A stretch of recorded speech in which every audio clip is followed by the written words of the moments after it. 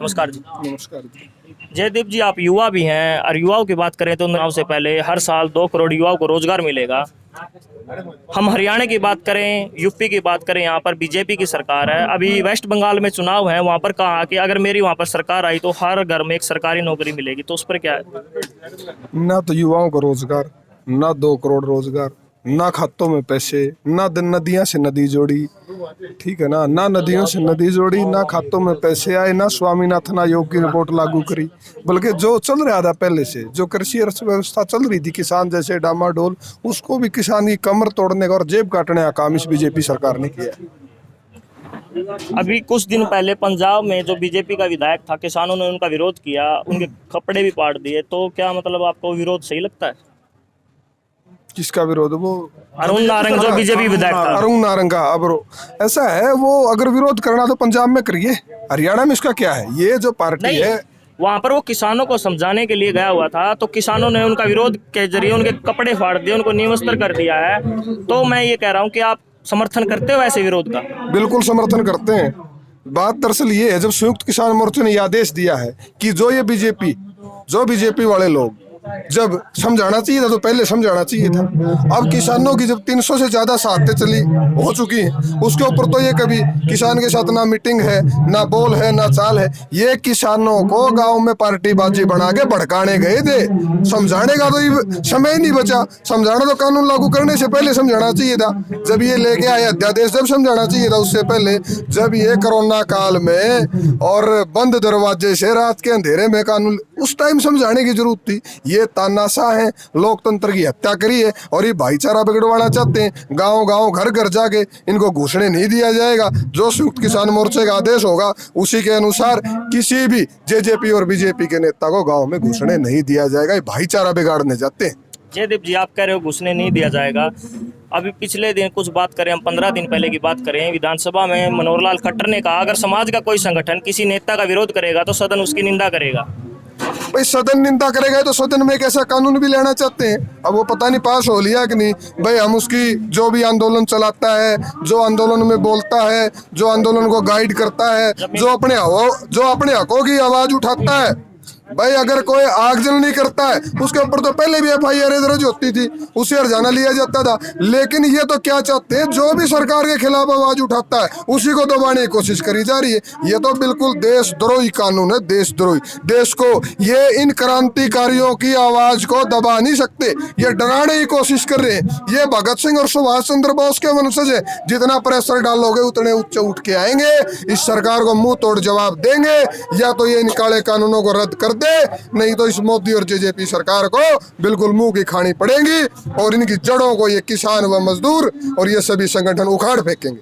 जयदीप जी, आंदोलन इतना लंबा हो गया है कि मतलब गर्मी भी आ गई है, सर्दी भी देख ली किसानों ने। लेकिन जो बीजेपी का जो राज्यसभा सांसद है रामचंद्र जांगड़ा, वो कह रहा है बॉर्डर पर शराबी गांव का जो फालतू इंसान है फ्री में रोटी तोड़ रहा है, वहां पर रोटी खा रहा है। तो ऐसे बयानबाजी कर रहा है किसानों के लिए। ऐसा है, उसने इतना बेतुका बयान दिया है, गैर जिम्मेवार बयान दिया है। उसके बटे उठेंगे, वो मान तान करके आ गए, वो शराबी है, अगुआ बेशरम है। उसको कैसी लैंग्वेज आज उन्होंने मजबूर कर दिया हमारे को ये बोलने पर। अरे 300 से ज्यादा किसानों ने साथे दिए और आत्महत्या की है सुसाइड नोट लिख लिख के। क्या उनको वो मजाक दिखता है? ये जेपी दलाल और ये जांगड़ा जैसे, ये जो बीजेपी के कमल गट्ठे, ये मैं तो ये नेता नहीं भाड़े के टट्टू हैं। नेताओं की ये बात होती है, जनप्रतिनिधि है, वो जिम्मेवारी है, उनकी बात को गौर से सुना जाता है। ऐसे गैर जिम्मेवार बयान नहीं देना चाहिए। और उनकी छाती में काले हैं, थोड़ा किसानों के बीच में आगे दिखाओ, अगले दिन क्यों माफी मांगे? फिर वो भड़काऊ, हम ये किसान आंदोलन को भड़का के तोड़ने की कोशिश की जा रही। आज मैं युवाओं से अपील करना चाहता हूँ कि अब हमें जोश के साथ होश की भी जरूरत है। और जैसे ही हम अनुशासन से बैठेंगे, आंदोलन लंबा चलेगा, इस सरकार को मानना पड़ेगा। जयदीप जी, अभी चुनाव की बात करें, वेस्ट बंगाल में किसान नेता गए थे, राकेश टिकैत भी गई थी, किसान मोर्चा भी गया था। क्या आपको लगता है वहाँ पर किसानों का जो नेता गए थे वहाँ पर जाने से कोई फायदा मिलेगा? ऐसा है, हमारा काम तो जागृति करना है, हमारा काम तो लोगों को समझाना है। अब वो कितनी भाषा उनको समझ में आ पाई, और मुझे तो लगता है 100% मिलेगा। इस मोदी सरकार को मुंह की खानी पड़ेगी। लेकिन ये लोगों को भिड़वा के देखते हैं नहीं, जैसे जैसे चुनाव नजदीक आ जाता वहीं दंगे हो जाते हैं। ये दंगों का फायदा उठाने वाली सरकार है, लेकिन इस सरकार को अब लोगों के बात ये बातें समझ में आ चुकी हैं। अब ऐसा नहीं होगा और वहां पर मुझे निश्चित लगता है कि बीजेपी को मुंह की खानी पड़ेगी और हार निश्चित है वहां बीजेपी की। अभी किसान आंदोलन की बात करें हम, सर्दी गई, गर्मी का समय आ गया, फसल कटाई का समय भी है। अब मीडिया है, एक जागरण अखबार है, सीधी सी बात करें तो जागरण अखबार में हर दिन देखते हैं तो आंदोलन को लिखता है कि आंदोलन कमजोर हो गया, भीड़ नहीं है। कल एक बयान था जागरण अखबार में कि भाई सिंगू बॉर्डर से भीड़ चली गई है। ऐसा है, ये जागरण बिल्कुल बीजेपी का पेट है, सारी मीडिया ही ने खरीद रखी है। आप जैसे भाइयों का, यूट्यूबरों का धन्यवाद है जिन्होंने इस आंदोलन की आवाज को पूरे विश्व के अंदर फैलाया है, इस किसान की आवाज को उठाया है। आज ये मीडिया इतनी गिर चुकी है, जिसको देश का चौथा सदन हम मानते हैं, वो बिल्कुल सरेंडर कर चुकी है। गोदी मीडिया बिल्कुल सरेंडर कर चुकी है और जिसमें पहला स्थान जी न्यूज जैसे चैनल, एबीपी न्यूज जैसे चैनल और वह जागरण अखबार का सबसे पहले आता है। और विकास सर ने यह बात संयुक्त किसान मोर्चे में रखी भी थी कि हम इस अखबार का बहिष्कार भी करेंगे और हम दोबारा इस माध्यम से भी हम यहीं से भी इस बात का आगे विचार करेंगे और इसके खिलाफ कड़ा निर्णय हम जरूर लेंगे। जयदीप जी, मेरा आपसे आखिरी सवाल है, आंदोलन लंबा समय हुआ है, 26 जनवरी के बाद भारत बंद का ऐलान था किसानों का, उसके बाद अब सीधा मई में पहले हफ्ते में संसद कूच का ऐलान किया है। तो आपको लगता है कि एक संसद कूच का कोई सरकार पर पहले दबाव होगा, संसद कूच से पहले सरकार किसानों की मांग को मान लेगी? ऐसा है, अगर सरकार अगर ये अपनी जो अधर्म पर, जो सरकार अधर्म पर और जो घमंड इस बीजेपी सरकार ने दिखाया है और इसका सहयोग जेजेपी सरकार ने किया है।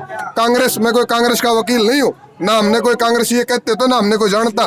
कांग्रेस सरकार का 70 साल राज करने का, भाई जो झुकेगा वो राज करेगा, उसने लोगों की सुनी है। अगर कांग्रेस जैसी सरकार होती तो शायद 10 से 20 दिन में इस आंदोलन का अच्छा नतीजे पर पहुंचती, लेकिन ये तो चाहते हैं खून खराबा हो, भाइयों को बांटे, किसान व मजदूरों को बांटे। ऐसा नहीं होना दिया जाएगा। अरे 100 साल आंदोलन चला था, 1857 से लेके 90 साल आंदोलन चला था, जब जाके आजादी थी आई थी। हम उसी वंशज से, उसी परिवार से, आंदोलन कितने साल चलो, 4 साल में ही चला जाएगा। आज तो इसका इतना ज्यादा विरोध हो चुका है, ये गिर चुका है इस बात से कि जो हिंदू और मुसलमान और जो ये जब ये शमशान को कब्रिस्तान से लड़ाना चाहता है, वो बातें लोगों के दिमाग में। जयदीप जी, आप कह रहे हो 90 साल आंदोलन चला, 90 साल में बहुत ज्यादा कुर्बानी भी दी है देश ने। हम 4 महीने के बात करें तो 300 से ज्यादा किसान शहीद हो गए। सरकार को अभी तक ये नहीं लगा किसान शहीद हुए हैं। पंजाब में एक बीजेपी विधायक के कपड़े पाड़ दिए, तो पूरे भारत में मतलब बीजेपी विरोध दर्ज कर रही है कि हमारे बीजेपी विधायक के किसानों ने कपड़े पाड़ दिए। लेकिन जब 300 किसान शहीद हो गए तो बीजेपी वालों को अभी तक पता नहीं है भाई शहीद हुए हैं या नहीं हुआ, चुप्पी साध रहे हैं उस पर। चुप्पी साध रहे। ये तो हिंदू गाय और गंगा, अगर मोदी जी जने उधारी हिंदू है, ये बीजेपी वाले कच्छाधारी जने उधारी हिंदू है। और दुष्यंत और का भी मन में किसाना खून, अगर उनकी रगों में कहीं को बच रहा होने को कतरा तो थू है में ऐसी राजनीति पर। 300 से ज्यादा किसानों की शहादत होने पर एक आंख से एक आंसू नहीं निकला मोदी जी के, और जबान से एक लफ्ज नहीं निकला। ऐसे निर्दयी राजा इस हिंदू धर्म में हमें आज तक कोई, ना हमारे पूर्वजों ने बताया, ना इतिहास में किसी का नाम दर्ज हुआ। औरंगजेब से भी ज्यादा निर्दयी ये सरकार और ये राजा और ये सरकार और ये प्रधानमंत्री आज उससे भी ज्यादा निर्दयी व्यवहार किसानों के साथ कर रहे हैं, और किसान इसका मुंह तोड़ जवाब देंगे। ये किसान व मजदूर की लड़ाई है। मैं तो मजदूर भाइयों को भी कहता हूँ, चाहे किसी खूड बांटे नहीं आंदा हो, महासादड़ पालता हो, हर किसी का धर्म बनता है। जब एफसीआई तोड़ देंगे, सरकारी खरीद नहीं होगी, 2 रुपये किलो कौन देगा भाई? तो सबसे बड़ी ये मार मजदूर भाइयों के ऊपर भी है। मैं उनको भी कहता हूँ कि आंदोलन में बढ़ चढ़ कर बात। जयदीप जी, 1 हफ्ते पहले की बात करें, पाकिस्तान के जो प्रधानमंत्री हैं इमरान खान, उनको कोरोना हो गया था। तो कोरोना होने की वजह से प्रधानमंत्री ने ट्वीट किया उनके स्वास्थ्य के लिए। चलो अच्छी बात है, उन्होंने ट्वीट कर दिया, लेकिन एक भी ट्वीट किसानों के पक्ष में नहीं किया। 300 किसान शहीद हो गए, उनके लिए ट्वीट नहीं किया। ट्वीट, अरे जुबान मुंह से एक लफ्ज नहीं निकला। आप ये कह रहे हो, इससे पहले जो प्रधानमंत्री थे पाकिस्तान के, उनकी माँ की दिक्कत हो गई थी, तब भी पहुंच गए थे। पाकिस्तान तो बिना बुलाए भी चला जाए। और मुद्दे के थे, एक के बदले 10 सर लाऊंगा। आया के आप खेती करते हो? बिल्कुल करता हूँ। 28 फरवरी 2016 में प्रधानमंत्री ने एक रैली में कहा था, हरियाणा में कहा था कि मेरी सरकार आई तो मैं स्वामीनाथन रिपोर्ट लागू करूंगा। हरियाणा में सरकार आई तो हरियाणा में कह रहा था उन्होंने, तो 2014 में कहा था शायद, मैं बता दूंगा। तो उन्होंने कहा था 2022 में आमदनी दुगनी होगी किसानों की। तो आमदनी दुगनी हुई है किसानों की? आमदनी दुगनी एमएसपी और मूल्य बढ़ा के या घटा के, आमदनी दुगनी नहीं हुई, किसानों की आय दुगनी होगी। किसानों की मौत का आंकड़ा दुगना करने का काम इस बीजेपी जेजेपी सरकार ने किया है। आमदनी कहाँ दुगनी करते हैं? आज 28 किसान प्रतिदिन आत्महत्या कर रहे हैं इस भारत देश में। स्वतंत्र बलात्कार होते हैं, 88 हत्याएं होती है। ये कहाँ आमदनी दुगनी करेगा? इसने तो किसानों की जेब काटने का काम किया है। धन्यवाद। और दूसरी बात, 2011 में कंज्यूमर अफेयर कमेटी का चेयरमैन होते थे मुख्यमंत्री होते हुए गुजरात के नरेंद्र मोदी जी, प्रधानमंत्री होते थे मनमोहन जी। उनको इन्होंने सिफारिश कर रखी है कि एमएसपी पर फसल की गारंटी या कानून किसानों को चाहिए।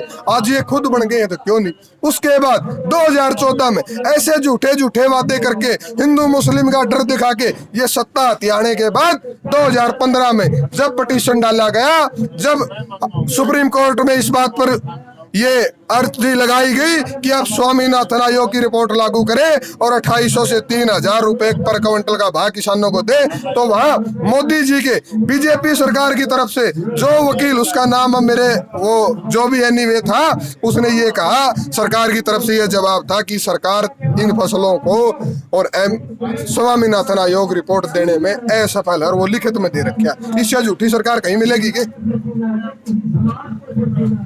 धन्यवाद जी। धन्यवाद भाई। तो साथियों, ये थे हमारे साथ खटखटोल पर कमेटी के नेता और यहाँ पर जयदीप चहल जो किसान नेता हैं। इन्होंने बताया किसान आंदोलन के बारे में क्या रणनीति है और किस तरह कमेटी यहाँ पर खटखटोल पर आंदोलन को चला रही है। तो साथियों, ऐसी वीडियो देखने के लिए हमारे साथ बने रहें। अगर यह वीडियो हमारे फेसबुक पेज पर देख रहे हैं तो हमारे फेसबुक पेज को लाइक करें। अगर यह वीडियो हमारे यूट्यूब चैनल पर देख रहे हैं तो हमारे यूट्यूब चैनल को सब्सक्राइब करें। धन्यवाद।